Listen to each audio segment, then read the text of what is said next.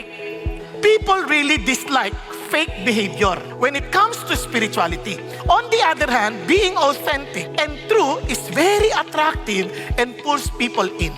Kaya marami ang nadidiskaril sa Christian life kasi ang daming peke.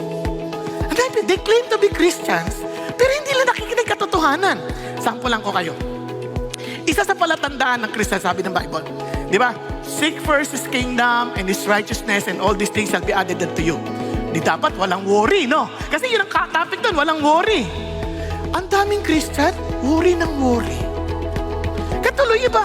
Totoo ba yung Christian na yan? Ba't ikaw worry ka ng worry? Maraming masasabi, the Lord provides, the Lord provides. Pero, nandadaya sa trabaho, nagdadaya sa eskwelahan, kaklaim nila, the Lord gives us wisdom. Pero, nangongopya. Di ba, ang lungkot nun? Para tuloy mga classmates, totoo ba yan? Nangongopya ka nga eh. Di ba? Kaya, ang lungkot na hindi lang makita yung realidad doon sa katotohanan na sinasabi ng Bible tungkol sa Christians. Kaya nga, are you for real?